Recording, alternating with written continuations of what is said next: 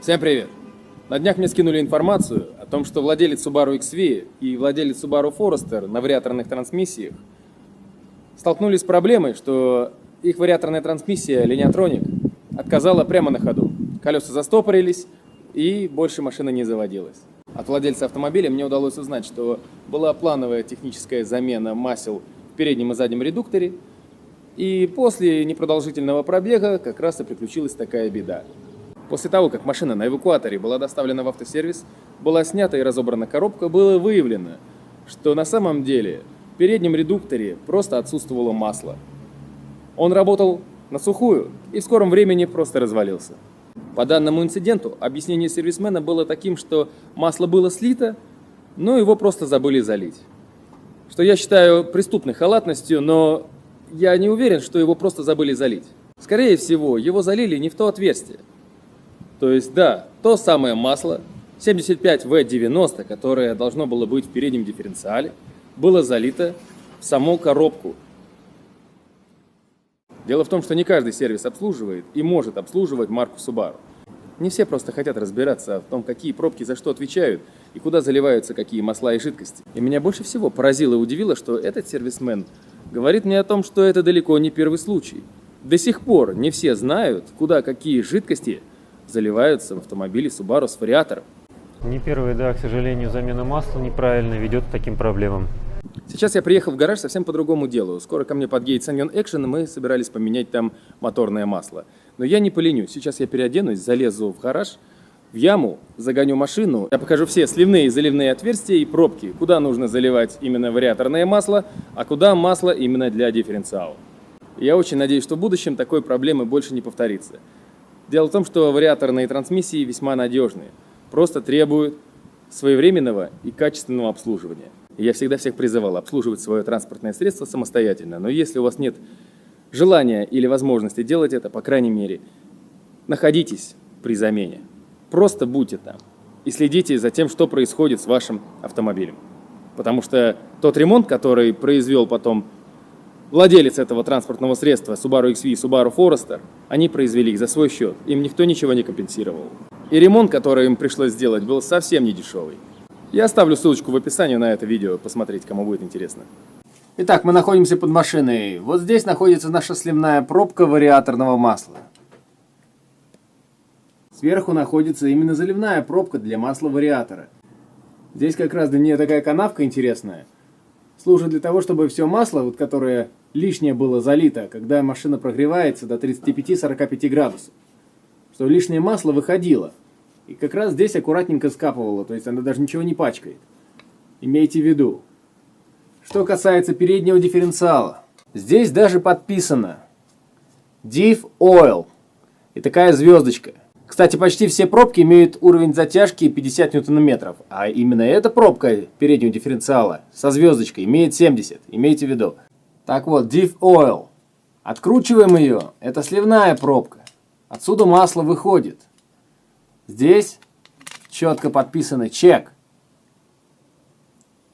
Здесь как раз нужно отслеживать уровень залитого в передний дифференциал масла. Не вариаторного, а именно переднего дифференциала. Вот эта пробочка. Многие еще пытаются через нее и залить это масло. К сожалению, если так делать, как показывает практика, полного уровня никогда не достигается, потому что сама пробка находится с обратной стороны. Если сидеть за рулем автомобиля, то с правой стороны, прямо под пассажиром. Сейчас я попытаюсь ее показать. Конечно, место для нее не очень удачное выбрали. А вот и наша пробочка, прямо под правым передним шрусом. Видите правый передний шрус, и вот она, эта пробка, самая большая. Вот именно через нее и заливается масло в передний дифференциал. К сожалению, ближе показать не смогу, камера просто не пролазит со светом. Да, это не очень удобно, приходится либо выкручивать руль, либо снимать колесо. Но вот такой вот нюанс.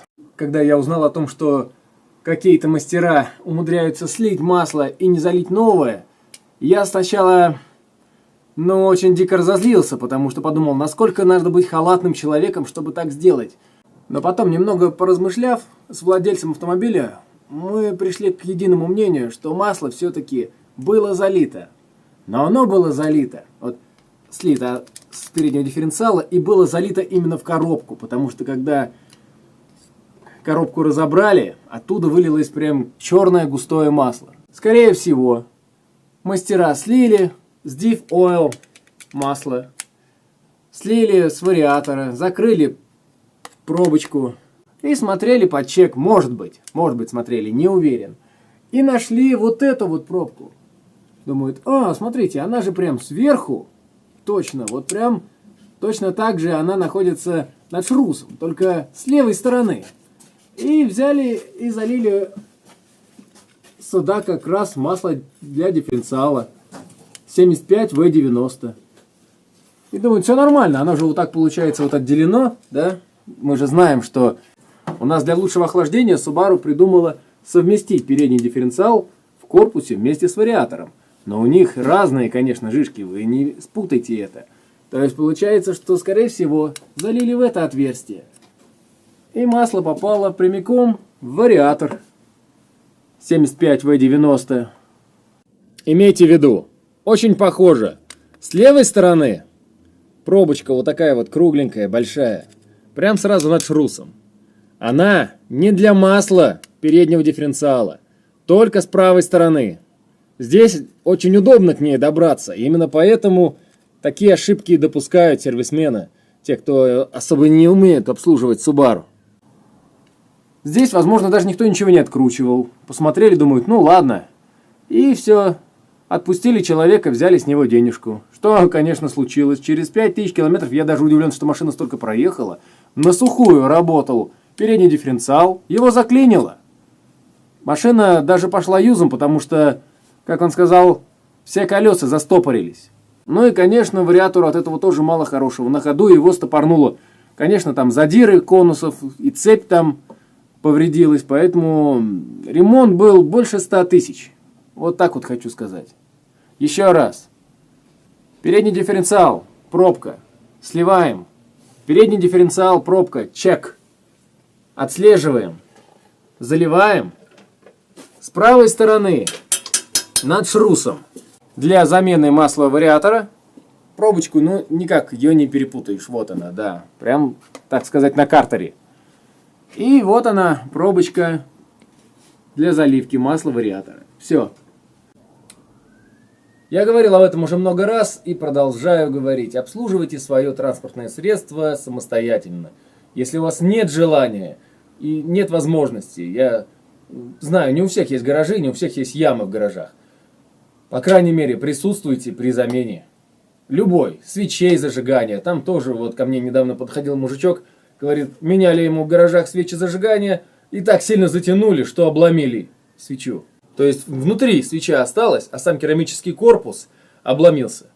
И он просил у меня пылесос для того, чтобы вот высосать вот этот момент. Потому что как только они выкрутят свечку, ну непременно вот эта керамическая часть попадет, пыль и вот эти части, которые отрастрескались, они попадут внутрь и обязательно будут задиры в цилиндре. Поэтому вот такая вот ерунда.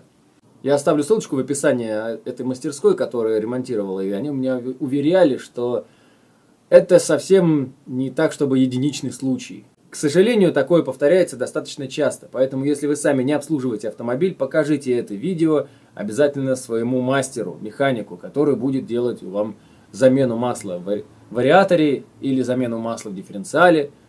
Обязательно показывайте, потому что пробки, ну, вот, они вот так сделаны. Да. Немножко нелогично, казалось бы, вот с левой стороны у тебя есть и слив, почему бы вот сверху не залив был? Нет, с правой стороны. Вот так вот пробка сделана. Поэтому очень многие допускают такие ошибки, и результат может быть очень плачевный. И вы никогда не докажете, что что-то вам сделали не так на сервисе, и поэтому, там, не знаю, можете судиться годами и ничего не получить. И в результате все равно купить потом или контрактный вариатор, или дорого его отремонтировать. Если видео было полезным, поделитесь им со своим товарищем, поставьте лайк и подпишитесь на канал. С вами был Сергей Перетягин. До новых встреч в эфире. Пока. Берегите своих железных коней.